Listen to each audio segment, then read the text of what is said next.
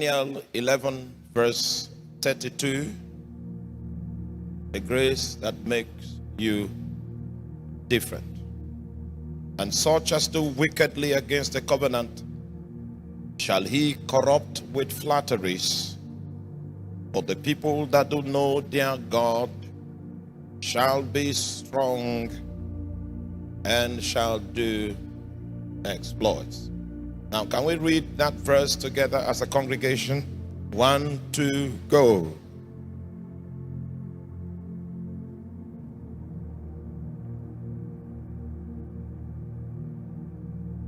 People who do know their God, they shall be strong.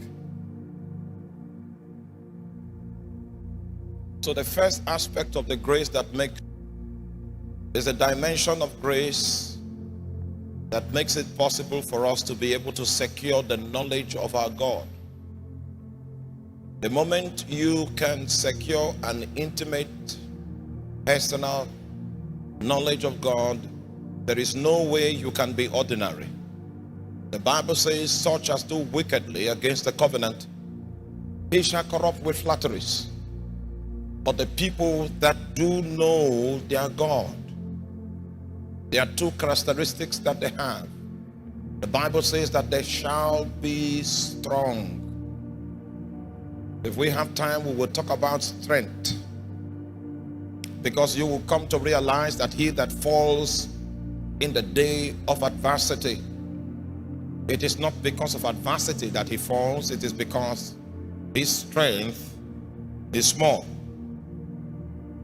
The scriptures is attempting to make us understand that the key to strength to prosecute destiny, strength to stand on your conviction, strength to fulfill your ordination, strength to be exactly what God has called you to be, even if it is not popular, even if it's not available, even if it's not within the scope of the current trend. Strength to have a conviction that can sail you through the course of destiny. Strength to make God your first audience, and you are more concerned about how God feels than how your generation feels. Because it is very easy for you to play the bandwagon game. You're just trying to be like everybody, trying to be socially correct, trying to be politically correct. It's a proof of compromise, and every manifestation of compromise is an indication of lack of strength. The Bible says that this kind of strength, are you there?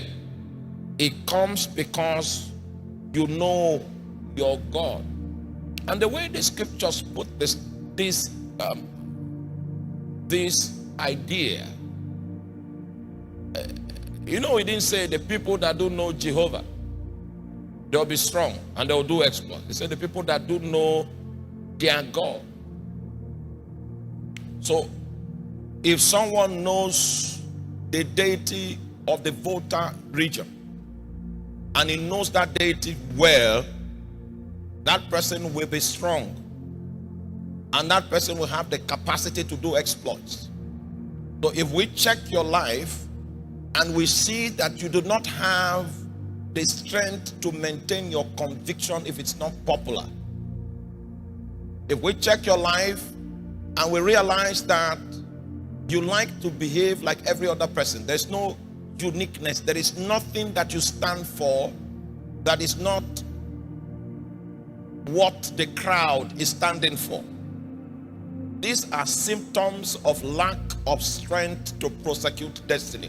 There is no uniqueness that is going to come out of your life. Even though God may have ordained you to be a harbinger of new possibilities in the territory, because you lack strength, the first evidence of the lack of strength is compromise. Second evidence of the lack of strength is trying to be like everybody else. When you begin to navigate into the realm of personal conviction and you can stand your ground in spite of the trend, it's a proof of the fact that you are beginning to have deep roots in God You have found God, and God has given you the definition of life, and you are stuck with that definition, even though it may not be the recommendation of your generation. That's a proof that you found something. That's a proof that you encountered something. You are willing to defend it. You are willing to live by it. It means you have started manifesting evidences of strength, and that kind of strength cannot come except you have an experiential knowledge of God.